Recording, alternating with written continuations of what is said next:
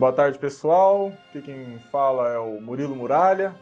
Hoje, na entrevista, trouxe o deputado Luiz Felipe de Orleans e Bragança, que por um acaso é descendente direto de Dom Pedro.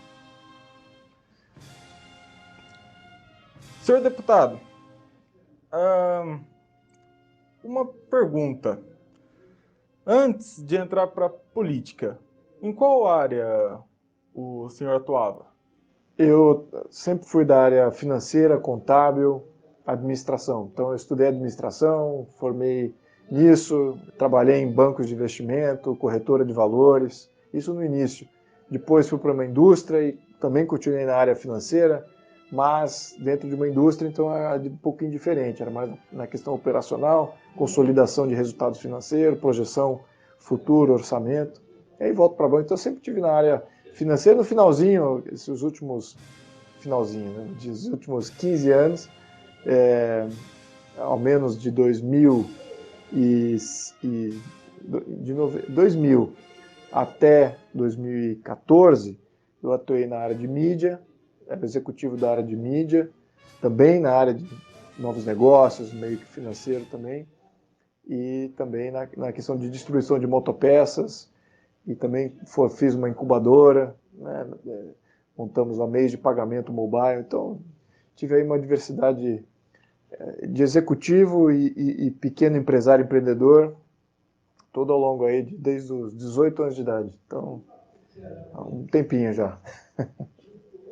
E essa transição do mercado financeiro, da antiga área de atuação para a política, como que despertou essa... Foi indignação, foi indignação. Você vendo grandes empresários de governo falando que estava tudo bem, que a economia estava indo bem, que estava crescendo, etc. E você via pequenos e médios empresários, como eu, com inadimplência recorde em todo o país, aí você via que tinha alguma coisa que estava errada, alguém estava mentindo. E eu sabia que não era eu, porque eu estava sofrendo isso na pele. E vários empresários e pequenos e médios empresários do meu setor e de outros setores com quem eu conversava estavam com a mesma realidade, de uma inadimplência muito grande. Isso foi em 2014. E então a gente viu que o governo e os grandes empresários estavam agindo contra a população brasileira, contra os pequenos e médios empresários brasileiros, que são os grandes empregadores, as grandes forças propulsoras de inovação, de competição, de novos negócios, de oportunidades de emprego, vêm dos pequenos e médios empresários. Então, havia que haver um complô aí grandes empresários e governo, e fiquei indignado com isso. Falei, pô, então a gente está vivendo algo que não é uma realidade contada nem pela própria mídia, nem pelo próprio governo, os dois estão mentindo. E aí comecei a me indignar e explorar um pouco mais os nossos problemas.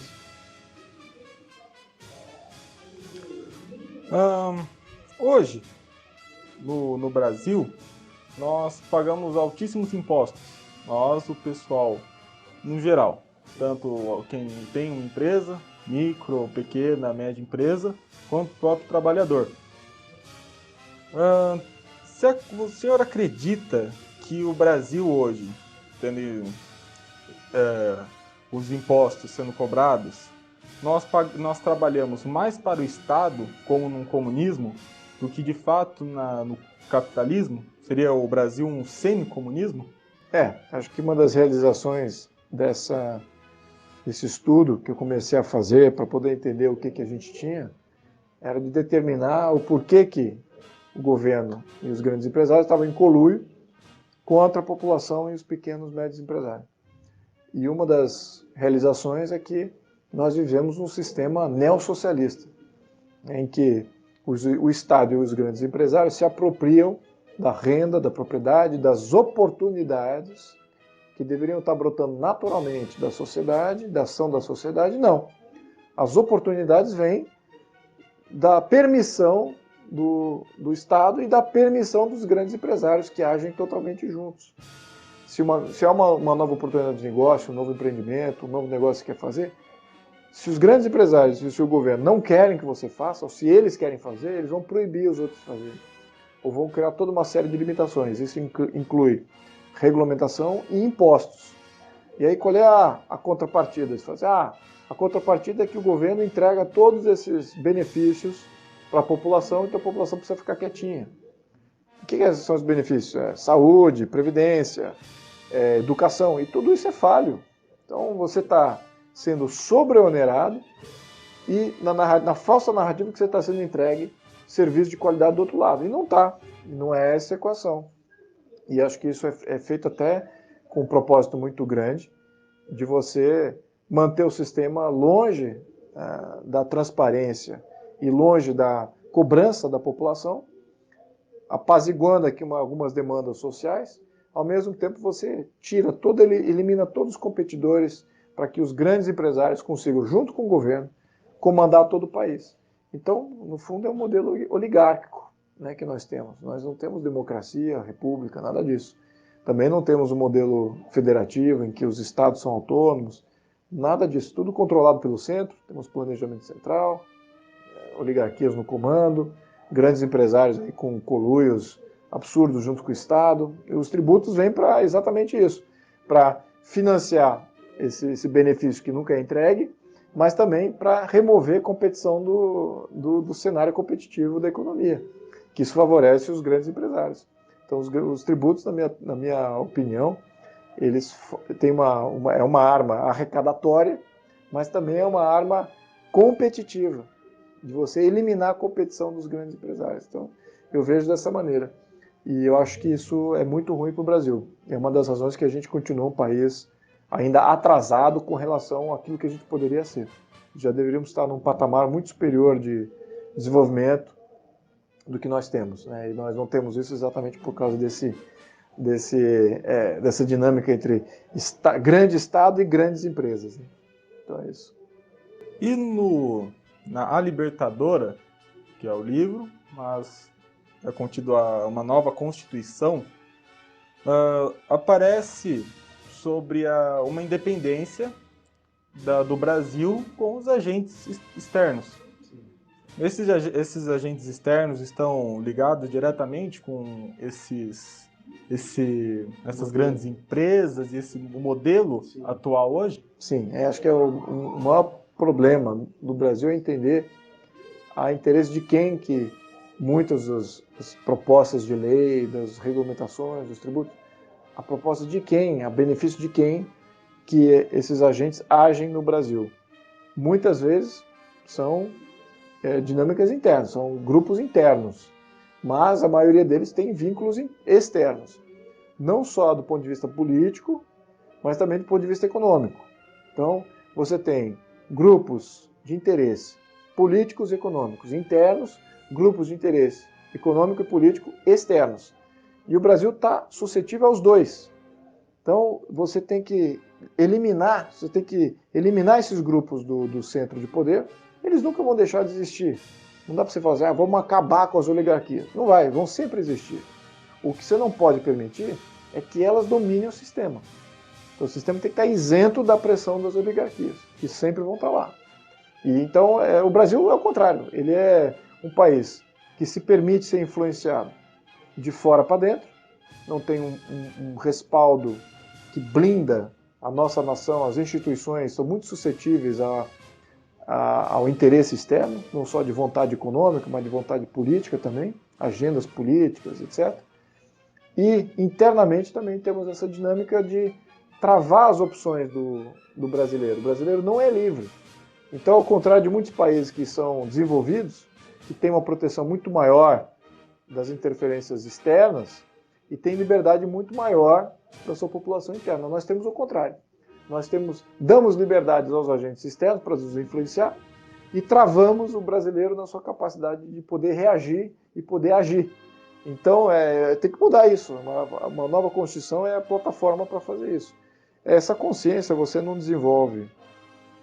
O que eu estou falando aqui para você não desenvolve assistindo televisão. Você não desenvolve nem assistindo a mídia social. É uma coisa que você vem somente através de uma análise do mundo, olhando como é que está indo cada país, como é que ele é organizado, qual é a Constituição dele, há quanto tempo ele tem essa Constituição, como é que tem sido a história de cada país e por que eles chegaram lá. Então é uma conclusão minha como analista de quem viu isso, se prestou para passar tempo analisando isso. E eu sinto, até acho que é difícil eu comunicar isso para um grupo maior de pessoas, porque é difícil você visualizar isso. É uma opinião totalmente subjetiva minha, da minha análise, é uma conclusão que eu dou. Mas eu estou muito confortável em repetir isso várias vezes, porque estou muito confiante nessa minha análise. Eu não vejo uma percepção diferente vindo de outros, fazendo contraponto do que eu estou falando. Deveriam estar falando, não, Luiz, você está totalmente errado, não é nada disso. O Brasil é um país em que o brasileiro é livre e o país é soberano. Eu posso desbancar esse argumento com 300 argumentos, ao passo que ele não consegue desbancar o meu argumento. Eu dou milhões de exemplos de por que o Brasil é travado, o brasileiro não tem liberdade e por que nós estamos sendo influenciados de fora para dentro. Tem milhões de exemplos que estão explodindo a todo dia nas redes sociais, na mídia, até na mídia tradicional. Então, está patente a minha visão. E eu acho que quanto mais brasileiros adquirirem essa visão, mais próximos estaremos de uma grande mudança. Quanto mais não olharem isso como sendo um grande problema, a gente vai ficar aí no lodaçal e não saber por que a gente está no lodo e vai tentar querer melhorar o nosso lodo, em vez de sair dele, né? E então nós não somos livres, baseado no fato de que temos agentes externos e o próprio mercado inibe uma atitude diferente. Sim. E O que a gente pode dizer é que a gente não é livre relativo a outros países que são mais livres que a gente. Liberdade plena, 100% absoluta, praticamente ninguém tem. Mas uns países são mais livres do que outros. E nós não somos parte dos países mais livres. Somos parte dos países mais controlados. É assim que eu vejo. E a mídia, ela atua como pondo um cabresto de alguma forma na população, já que nós não conseguimos ter acesso a essas informações, temos as nossas próprias opiniões através da mídia, que distorce ou nem informa referente a isso? Sim, a mídia ela não vai comunicar isso, porque primeiro, isso não engaja com a população. Isso não vai ser difícil para o brasileiro médio olhar e escutar uma coisa dessa e falar assim, ok, muito bem, sim, estava esperando essa conclusão também, eu também acho. Porque está muito longe da realidade e daquilo que ele pode fazer para resolver isso. Então esse arco que conecta essa realidade que eu acabei de mencionar para uma ação que vai resolver essa condição é muito longo, muito extenso. Então a gente tem que reduzir isso a ações mais locais, ações mais visíveis da população. Então a mídia hoje ela trabalha nisso, ela trabalha naquilo que é local, que é visível, que engaja mais em termos de opinião pública e que não está muito distante da capacidade de visão do brasileiro médio. Então, ela certamente não está ajudando em trazer essa realidade à tona. Então, só o fato de não estar trazendo isso à tona, na minha opinião, também está ajudando, como você mencionou, está ajudando a nos manter sempre assim. Então, não estamos remotamente próximos de querer, de mobilizar para resolver esse problema. Um grupo pequeno de pessoas estão começando a seguir essa linha que eu estou mencionando, entende que a Constituição é um dos grandes problemas que cria essa realidade que a gente não gosta, mas somente um pequeno grupo está vendo isso agora. Então o movimento constitucionalista precisa crescer muito mais, precisa ganhar muito mais força e muito mais amplitude. Mas é um começo, estamos nos primeiros passos aí. Importa que, da minha parte, é dar o primeiro passo, fazer os primeiros ensejos para que o movimento possa aí criar a perna própria e adquirir uma vida própria muito mais ampla. Há um tempo atrás, eu li alguns artigos sobre psicologia infantil. O senhor acredita que hoje, ou essa falta de vontade, ou não tem essa mente para questionar do brasileiro médio, para buscar esse conhecimento além da mídia, é algo que vem passando de geração para geração? E com isso tem alguma influência devido aos professores, já que os alunos vêm passando mais tempo na escola, isso é o que pode ocasionar em opiniões externas do seu núcleo familiar na criação? Sim. Bom, não tenha dúvida que a educação no Brasil e o fato dos professores quererem forçosamente educar as crianças, por um lado, você tem um aspecto positivo, que é você tirar a criança de uma situação de carência educacional. Então, esse aspecto ninguém nega. Agora, o aspecto negativo é de doutrinar aquela criança bem cedo. Né? Doutrinar ela numa visão política muito cedo, que não é a função de um professor.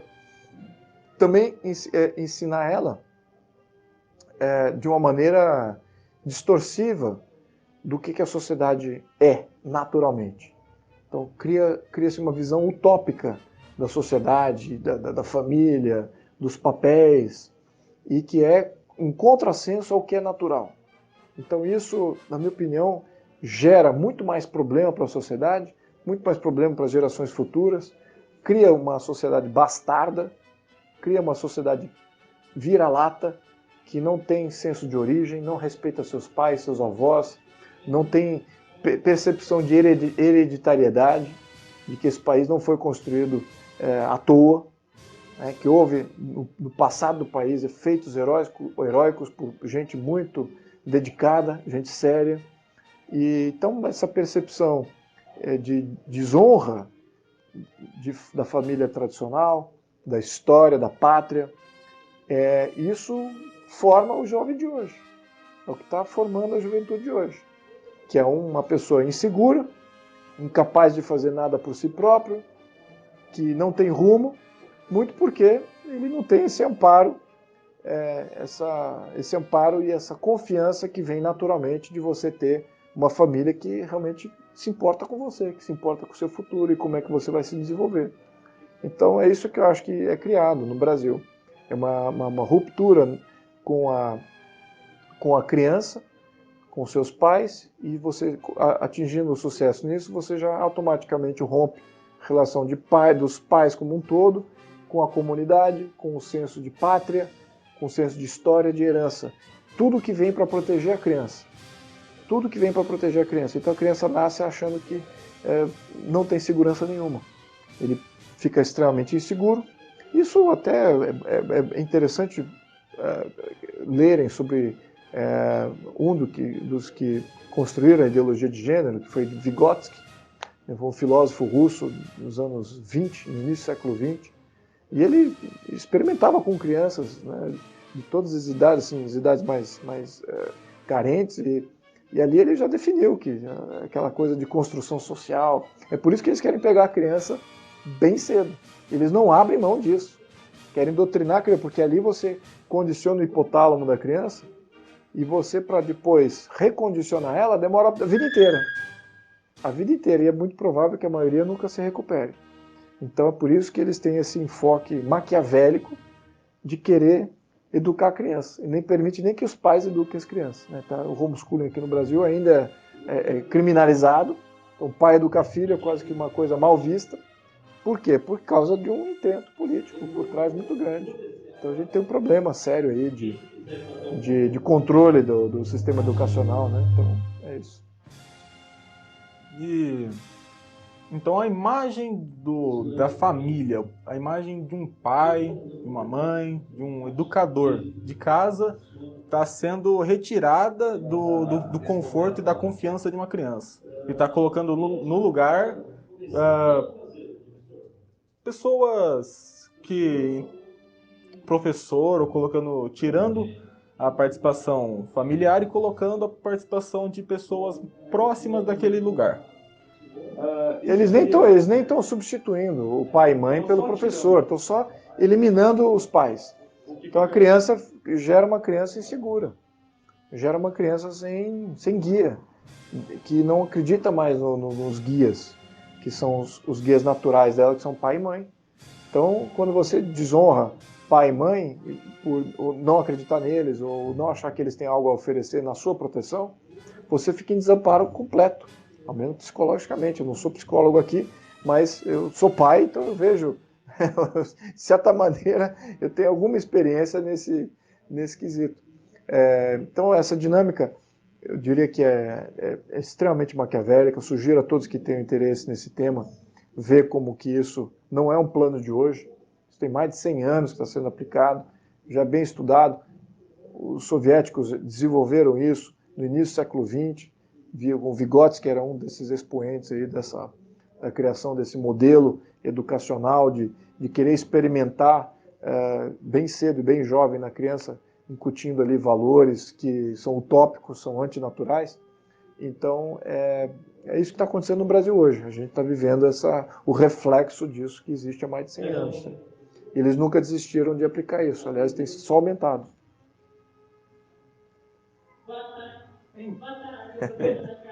Boas notícias, né? Bom, agora com o projeto de homeschooling, vai ajudar pra caramba Esperamos na vencer. criação. Precisamos de bons senadores, bons deputados aí para fazerem jus a essa medida. Caso contrário, vence a maldade, né? E agora nos próximos 2 anos, que é esse ano de eleição, e os outros 2 para troca e renovação política, vão ser o essencial para a mudança. Então vai depender muito do povo, a escolha correta. Eu vi uma reportagem associando a atuação, isso nos Estados Unidos, associando as atitudes dos Rockefellers com colocar a participação feminina no mercado de trabalho e aumentar o tempo do aluno nas escolas, fazendo assim tirar a participação. Algo semelhante, então, o que... Tudo é relativo ao momento, né? Porque na época ali você tinha trabalho infantil também, o que eu particularmente não sou favorável. No entanto, você eliminou o trabalho do jovem, que não é o infantil, exatamente, é o adolescente. E eu acho que ali você começou a distorcer um pouquinho os intentos, né? Você começou a privar a juventude de poder ter experiências bem precoces, que são muitas vezes importantes. Por exemplo, eu tive minha primeira experiência de trabalho com 15 anos de idade, e numa grande instituição. Era permitido naquela época. Foi fundamental para mim.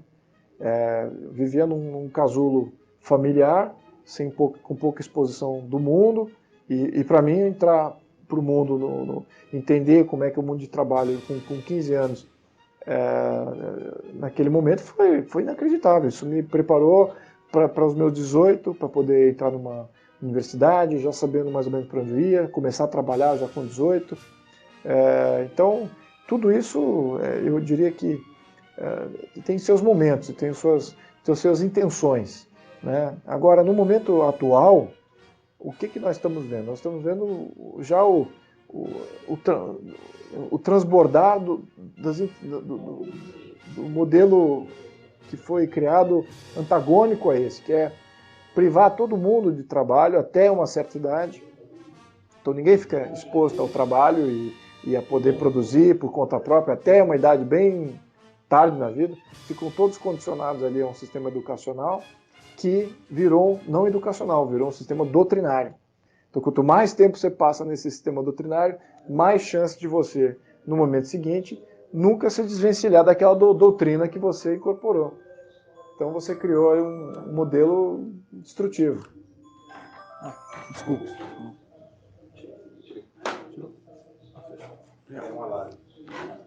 De quem que é? Esse é seu? No celular. Tá. Bem, então acredito que ademais é isso, porque agora vai dar o nosso horário. É isso, Murilo, muito obrigado. Eu adoraria estender essa conversa por horas, mas pelo nosso tempo, agora uma honra começando aqui. Tê-lo aqui nas primeiras entrevistas que eu faço. Que bom. Primeira entrevista no meu podcast foi com o senhor. Que bom. Agradeço imensamente. Muito honrado. Muito honrado. Obrigado, Miriam. Tudo de bom para você.